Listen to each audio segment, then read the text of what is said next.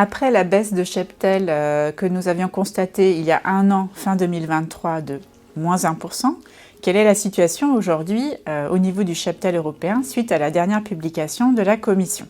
C'est ce que nous allons voir tout de suite après.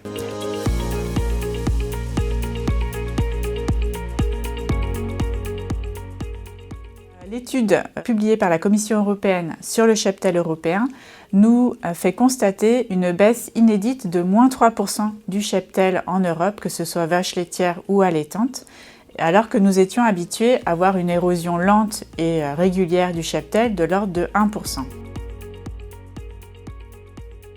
Le cheptel européen se réduit car il y a des années successives d'aléas climatiques, soit des années de sécheresse qui se répètent, soit des pluies excessives, des inondations, et les éleveurs donc adaptent la taille de leurs troupeaux pour faire face à ces aléas. De plus, des éleveurs partent en retraite, certains pays ont des contraintes environnementales grandissantes. Du coup, dans le détail, qu'est-ce qui se passe? En France, nous sommes le premier pays détenteur de vaches. On a constaté une baisse de 2%, soit 140 000 vaches tout de même en un an, ce qui est important. Allemagne, deuxième détenteur de vaches, 3% de baisse. Ensuite, nous avons la situation de l'Espagne, donc qui est un pays offensif sur le marché de la viande en Europe et dont pourtant le cheptel baisse de 1%, puisque eux ont vécu des sécheresses importantes et le cheptel allaitant extensif dans le centre du pays a été réduit pour s'adapter à ces conditions fourragères dégradées. Enfin, parlons de l'Irlande, quatrième détenteur de vaches donc en Europe. Donc au niveau de son cheptel allaitant, qui représente un tiers de son cheptel, et on constate une baisse importante de 6% du nombre de vaches allaitantes et même de 11% sur 2 ans.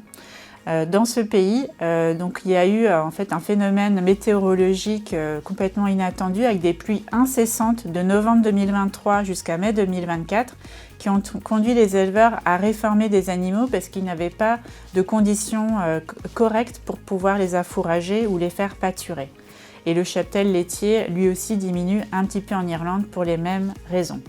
Donc face à cette diminution globale du cheptel, eh bien, le prix des vaches laitières de réforme, lui, il monte en flèche, puisqu'en fait, nous avons moins d'animaux disponibles sur le marché. Donc en fait, sur les dernières semaines, les 4 dernières semaines en Europe, la vache irlandaise, par exemple, elle a pris 59 centimes au niveau de sa cotation et elle a atteint un prix inédit de 5,94 € du kilogramme de carcasse en semaine 10. Et donc, c'est son plus haut point depuis au moins les 22 dernières années.